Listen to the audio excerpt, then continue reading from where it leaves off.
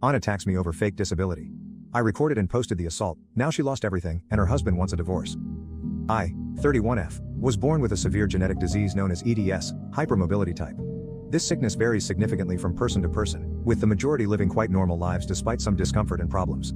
EDS is essentially a series of illnesses caused by faulty collagen in the body, which causes a variety of symptoms, including joint hypermobility, which occurs when joints become so loose and unstable that they frequently dislocated or subluxated, partially dislocate. It also causes severe joint and soft tissue pain, chronic weariness, easy bruising, and dizziness due to sudden decreases in blood pressure while standing. About 11 years ago, my condition deteriorated substantially, and I had to begin using a wheelchair because walking more than 100 feet became unsafe owing to the risk of hip dislocation.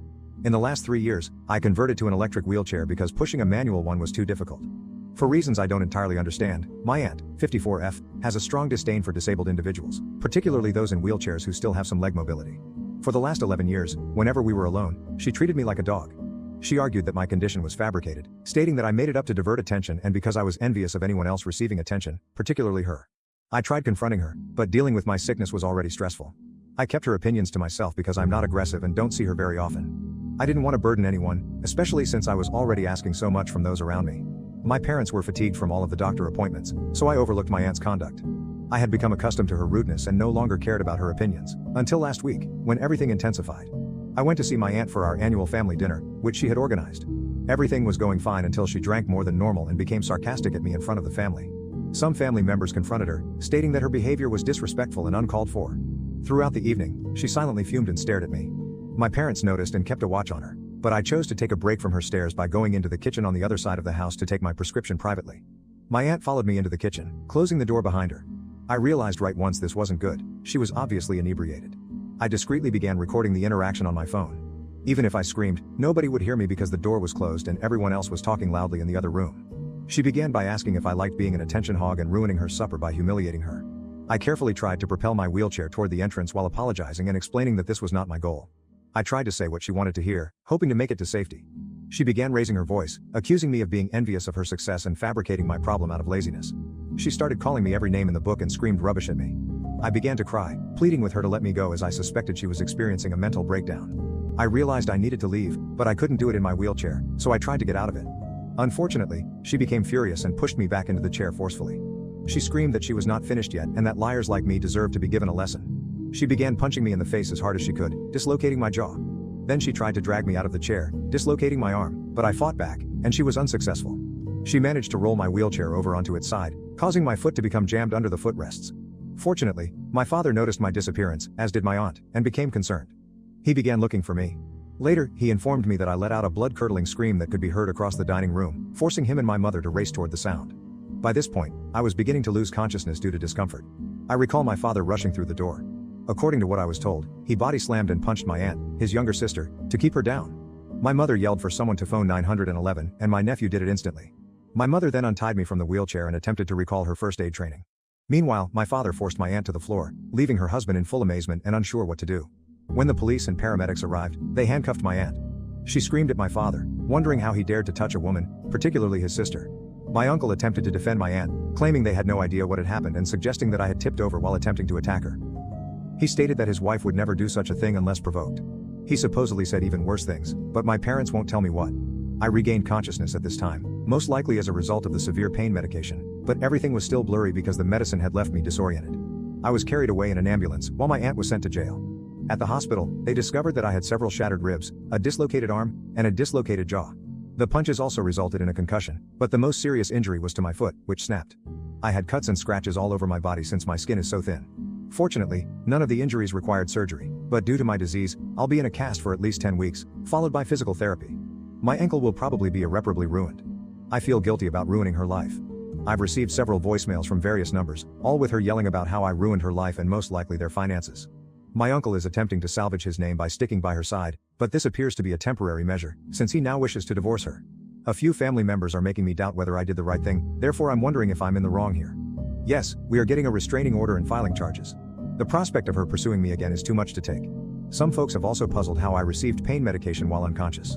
As I previously stated, I believe I recovered consciousness as a result of the pain medication, although I don't recall much owing to the discomfort. I'll ask my folks for more information as soon as I can. They're reluctant to discuss how they found me or what happened because they'd rather bury those memories than have them haunt me. The video of the attack was turned over to the authorities and has been backed up on numerous platforms. I'm also considering suing because my insurance covers legal fees. TLDR, my aunt admitted me to the hospital and badly wounded me because she suspected I was faking my genetic illness for attention. I recorded the entire attack and shared it online when they said I was lying and attacked her. Everyone in the family has cut all ties with her, including her church. Her husband wants a divorce.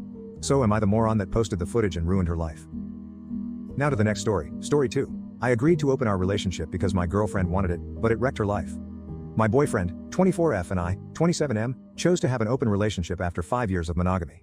We had dated in high school, but when I left for college, we broke up because I suspected she no longer liked me. Years later, Mom told me that she understood I needed to stretch my wings and enjoy my life while at college. While I was away at college, her mother became extremely severe after discovering she had a boyfriend and had lost her virginity. She wasn't permitted to hang out with friends or go anywhere, and because she was financially reliant on her mother, she stayed under her mother's control even when she started college. Meanwhile, I was out dating, having fun and trying to enjoy life, but I still missed her, even if she was at home. When we first met and began dating again, she informed me about her mother's treatment and I told her about my college experiences. We moved in together in 2016 and have been living there ever since. Over the past year, she has expressed a desire to try new activities. I felt jealous at first, but then I understood. The first time we pondered beginning our relationship, the guy she was interested in turned out to be rather trash, so she opted against it. She recently made a new acquaintance at work and told me she wanted to spend time with him. They've been talking all the time, but they haven't had any sex yet. Meanwhile, I've been using dating apps, interacting with individuals, and attempting to form connections. However, I'm understanding more and more that I don't care about anyone else and only want to be with her. It's painful while I'm at work, and we don't see each other often during the week. Then, on weekends when I'm not working, she hangs around with him. I feel as if I've taken a back seat to this entire event, and I can't help but feel lonely and alone. Every time I tell her I'm uncomfortable, she wants to cancel everything and end our relationship.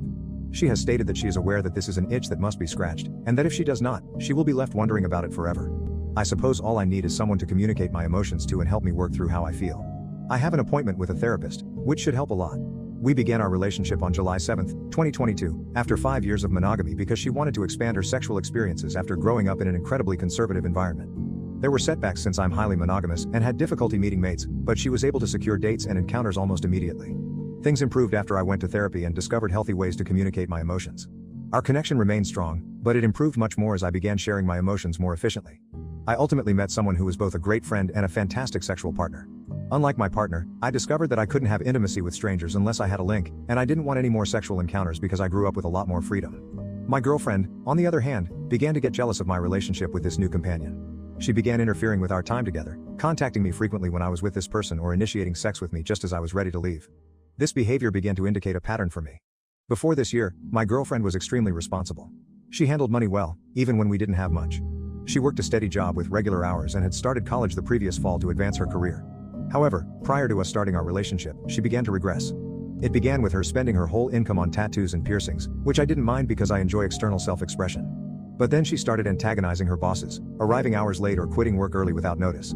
This semester, her grades fell, and she gradually stopped attending class, until she had no idea when midterms or spring break were. She had no idea finals were over and the semester had ended. My girlfriend took a 2-month leave of absence from her job, stating it was for her mental health, about a month or two after I began to feel closer to my new partner. When I proposed therapy, she declined. She limited her encounters to one constant guy and began spending days with him at a time. This would have been a greater red sign if I hadn't begun working 12-hour swing shifts this year. She told me she hated being at home alone, and since I was gone so much, it made sense for her to find somewhere else to be while I was at work. Despite the fact that she does not own a car or a driver's license, she has begun to use meal delivery services. This made no sense, especially since I buy groceries and keep the house supplied with food. She was wasting my money because she was not working. It started to feel like she'd lost her sense of maturity. When I brought up money problems or the fact that she wasn't doing anything at home while I was at work, she became frustrated. She'd spend the entire day lying in bed, ordering food. Whenever I tried to have good conversations about my feelings in the relationship, she would shut off. She'd reply she hadn't noticed any changes and that I might be making things up in my head. Eventually, she quit her work without having anything else planned. This drove me to distance myself from her, both physically and emotionally, because I thought my relationship requirements were not being addressed. She noticed right away, presuming I was no longer attracted to her. She grew irritated because I stopped initiating intimacy and the quality of our relationship had worsened. I attempted to make things right by sharing my emotions and explaining why it was difficult for me to want intimacy from her. However, she insisted that I was simply calling her a problem. We no longer have closeness, let alone cuddling. We still talk a lot, but much of it revolves around her sexual partner. I barely see her anymore, and whenever I try to initiate intimacy, she always has an excuse. She's sleepy, on her period, or anything. When she attempts to initiate sex, it is usually at the most embarrassing or inconvenient times. All of the closeness has vanished, and we haven't had sex in about 2 months. I want to talk to her about it, but every time I bring it up, she gets irritated and threatens to end the relationship or claims I'm never satisfied. She continually tells me that I am the man she wants to marry and that she cannot imagine herself with anyone else, which complicates the matter even more. My working belief is that what I need in my life is maturity, and the partner I found exemplifies that: responsible, fun, and balanced. On the other hand, my girlfriend appears to be looking for mindless entertainment and availability, and her present boyfriend reflects this. He has no personal commitments, rarely works, and is always available. Whatever happens, I do not want to leave my girlfriend. I know who she was and who I fell in love with, but I'm not sure whether I care about who she is today. We've discussed the possibility of couples therapy once we've gotten our finances under control, but she doesn't seem interested. I really don't know what to do at this point. Update 1. The same day I wrote this, she received a call from her mother, the biggest enemy in her childhood. They've had surface-level contact since she left home, but her mother informed her that her brother was experiencing psychotic episodes as a result of years of seclusion. Her mother also acknowledged that she had realized how terribly she had raised her children and apologized to my girlfriend. This appeared to trigger something in her, and she let out a lot of resentment. She informed her mother that she was going to begin therapy because she recognized she was becoming like her and did not want to hurt others the way she had been abused as a child. I'm not sure how serious she meant it, because she was pretty emotional at the moment. However, while on break from her current job, which she started last week, she began looking for a second one. She stated that having too much free time this year had a detrimental impact on her, and she wanted to try to achieve emotional and financial stability. This is all great progress, but several people in the comments made valid points. Ultimately, I need to figure out what I truly desire. I understand that jumping from one relationship to another will not serve myself or anyone else in the long run. I've also realized that I deserve to establish limits and have a say in my own life, but I recognize that partnerships involve work, and that work must be shared. I need to do some serious thinking, and I'll provide an update if anything changes. Update 2. It's been a few months, so I thought I'd provide an update. About a week after the initial post, I recognized that things were not improving. I discussed it with some friends and they all agreed it was time to break up. I knew it was ultimately my decision, but after reading all of the comments, I realized I needed to take charge of how I wanted to live my life. I broke up with her and stated why. I highlighted the things I wasn't happy with and the adjustments I'd like to see if we ever decided to get back together. She sobbed, and we spoke on the phone because we were never both home at the same time. She appeared to understand my reasoning and stated she would work on herself. As our lease expired, my roommate and I searched for a new place to live. She had expected she would move in with me, which I briefly pondered. However, I decided against it, especially when she went on a rant about how she wanted to destroy my friends after discovering they had encouraged me to quit my relationship with her.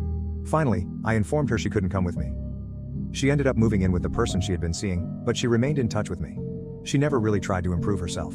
Instead, she would constantly moan about how bad her new boyfriend was, drawing parallels to our previous relationship. She eventually recognized that how he treated her was harsh and toxic. I pointed out the parallels between her connection with him and the way she treated me. She made a half-hearted apology, but it didn't feel genuine. I returned to treatment and have been doing well ever since. My finances are more steady than they have been in years, and I am now dating the woman I was seeing previously. This is the easiest relationship I've ever had. Our communication methods are consistent and we communicate affection in the same way. It was surprising at first since I had become accustomed to turbulence and dysfunction in past relationships, but dating her felt like finally having someone on my side, someone dependable and steady. It took time to break my codependent tendencies and learn that I'm entitled to my own space and freedom. With her encouragement, I resumed my interest and began going back to the gym. Reflecting on the prior 6 years, I realized how much I tolerated and sacrificed for my ex, which prompted me to lash out in fury. My therapist helped me realize that channeling my anger in that way wasn't good. So I've been working on being more productive and creative. Life now feels much more balanced and fulfilling. Thank you for watching. If you haven't subscribed yet, please do so and hit the notification bell to stay updated with more shocking real-life stories happening around you.